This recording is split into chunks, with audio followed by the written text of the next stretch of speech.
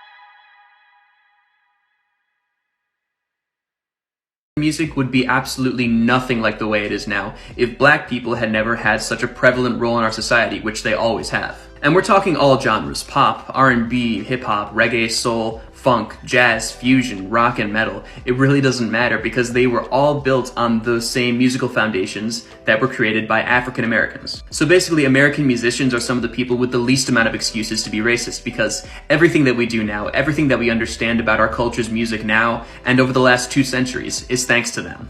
And before anyone puts any stupid shit in the comments, this isn't up for debate. I'm not about to argue over this. This is just the facts. Musical genius. Musical innovator. Musical genius that actually surpasses that of Beethoven and Mozart. Voice of an angel. Funkiest man ever. Completely changed the course of music in the 20th century. I could go on, but I think you get the point. I am forever grateful for the gifts that they gave us, and their influence has completely shaped my life. Important contributions to American music from black artists cannot be overemphasized because it is foundational. Early Delta blues set the foundation for most American music. Without Delta blues, we would have no country music. We would have no rock music. Without the soul that black artists brought into singing and playing, American music would be boring as fuck. I live in Memphis, Tennessee, which is one of the biggest birthplaces of blues, rock and roll music. And without contributions from incredibly talented, soulful black artists, we would have nothing. And that's a fact. Just one thing. Y'all are loving, caring. You care about other people. Look, I've never actually felt cared about until I had black coworkers. When you guys laugh, it's just like contagious. Your food, obviously. Yeah. There's a lot of shit positive, for sure. I've always wanted to tell this story and I never got the chance to, so thanks for that. I used to live in New Orleans, Louisiana, and I'm a photographer. I specialize, or I at least did back then, of photographing abandoned properties. So naturally, I wanted to visit the lower Ninth Ward because it had been impacted the most by Hurricane Katrina. The people I lived with would not let me take the car because they said it was going to get jacked and I was going to get murdered, or shot or stabbed, something. And I thought that shit sounded racist as hell and I wanted to prove them wrong. So one day I took a cab to the lower Ninth Ward and I got out of the car and it wasn't 5 minutes before a group of people walked up to me. And then suddenly I started to think I was going to get shot or murdered. I was like, man, these people were right. I'm a dead man. Instead, they were mostly concerned. They're like, dude, you really shouldn't be down here by yourself with a camera like that. Anyway, one of the guys asked if I was hungry because they were having a Cajun barbecue, like a party, and wanted to know if I wanted to go. Anyway, best food I've ever had in my life. But at the end of the night, there was a circle and everyone was going around trying to out-gangster the next person. Like, I'm more gangster than you because of blah, blah, blah, blah. I didn't want to be in this fucking circle because I'm a corn-fed white boy from Iowa. I'm not gangster at all. And so when it got to me, that's exactly what I said. I'm not gangster at all. Look at me. I'm wearing fucking skinny jeans. And there was this big dude in the back that didn't talk at all. At least I didn't hear him talk. And from the distance, I hear him go, shit, you're the most gangster one of us all with that $3,500 necklace. It was by far the funniest thing I've ever heard in my life. And my favorite experience I ever had in Louisiana. Moral of the story is what I'm trying to get to here is I've been to plenty of like mostly black people events and I've never had a problem ever. It's a routine night to walk into a traditionally white establishment and have people fuck with me. I had a redneck try to fight me once because I was taller than him. Like super petty bullshit.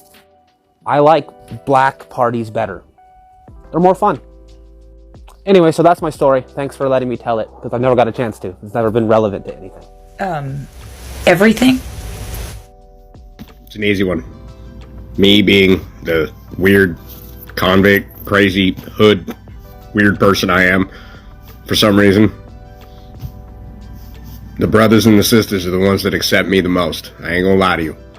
Out of everybody on this planet, I can always know I can walk up to the random black guy at the gathering and know I got a friend. All right, for real, I ain't bullshitting. They love it. They know I'm hood, they hood, we kicking it, for real. Y'all can fish. If I roll up to a pond or a lake.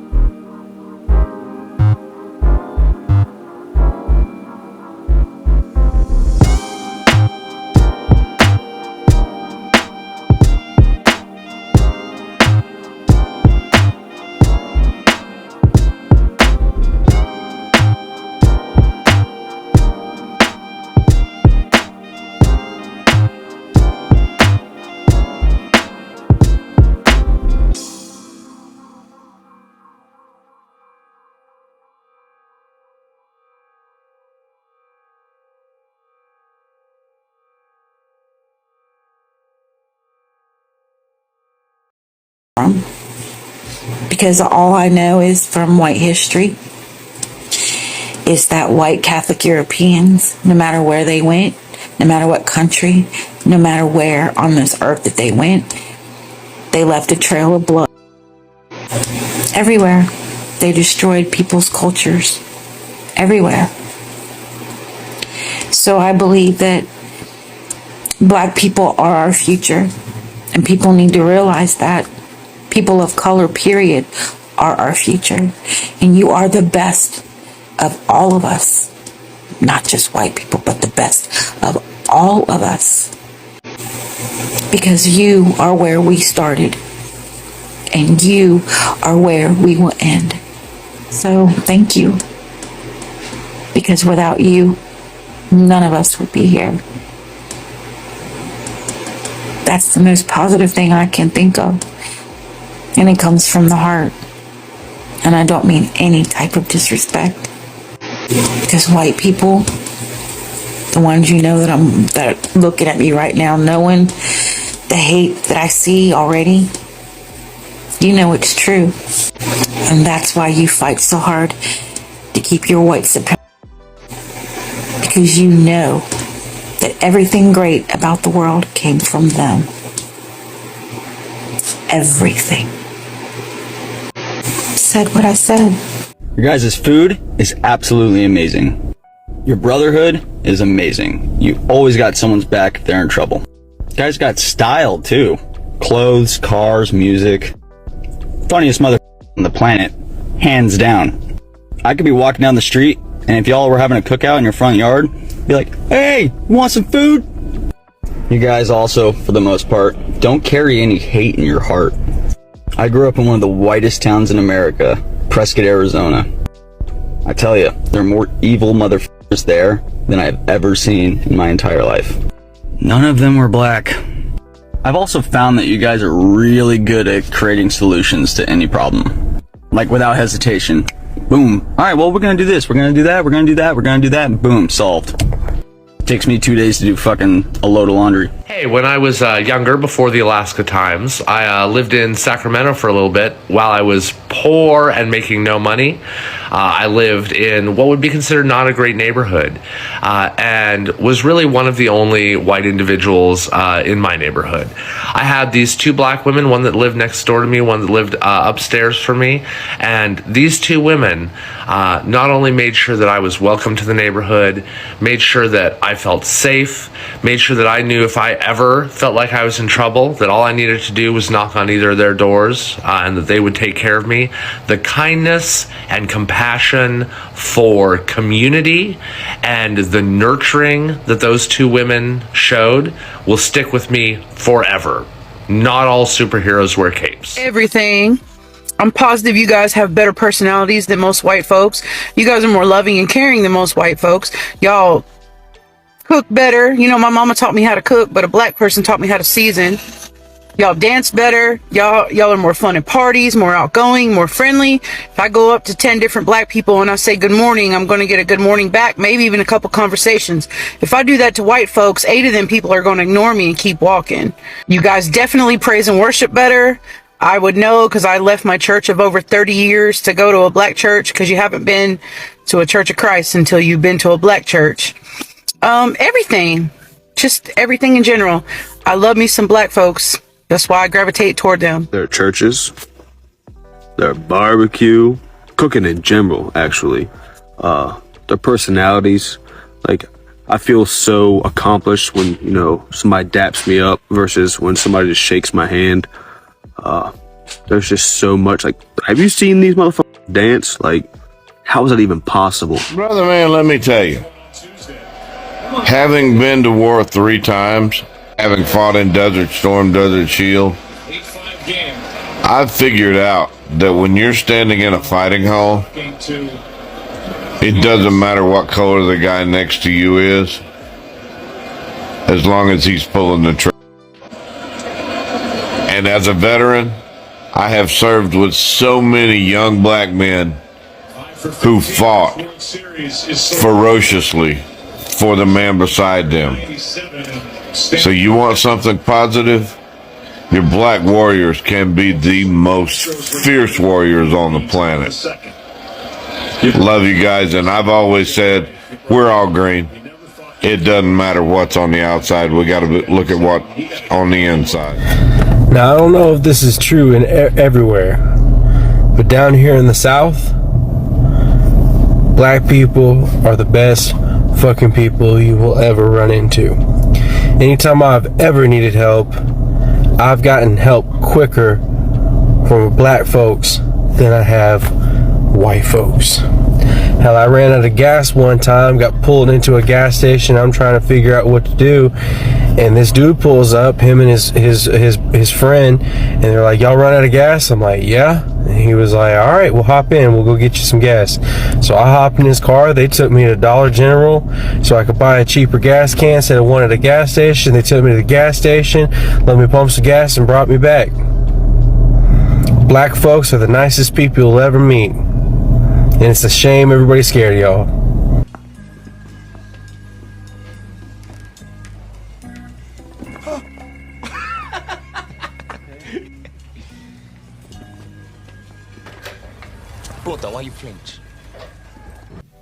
Your churches look way more exciting than our churches, and I'd really like to go someday.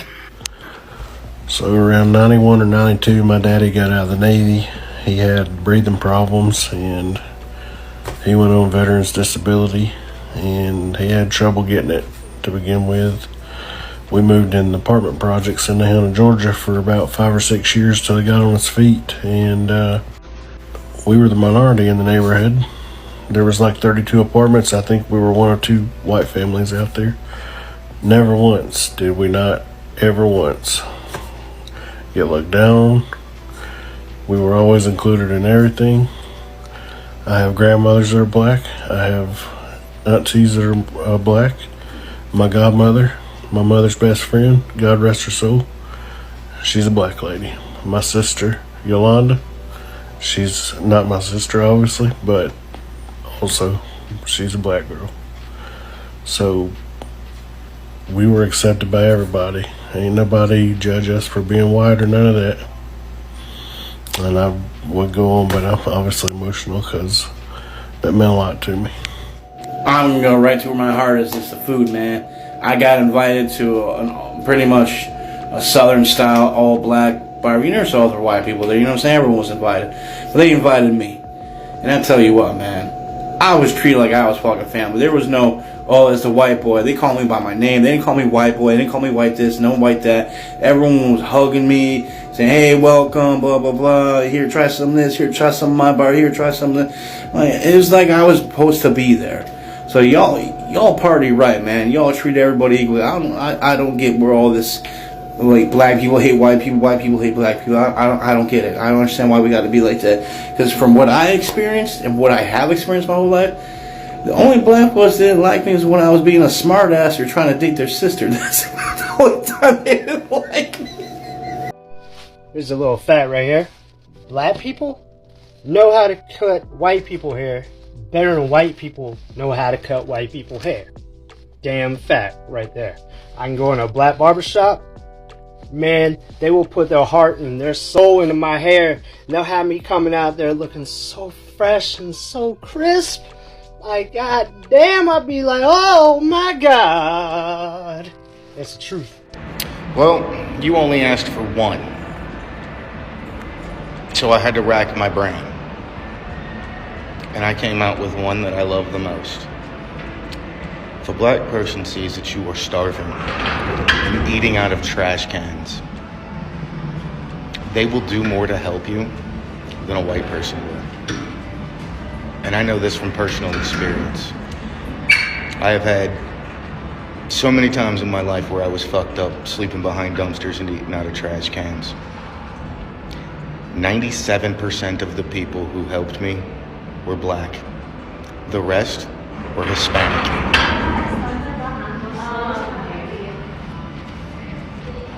So, the one nice thing, black people are friendlier and more helpful than white.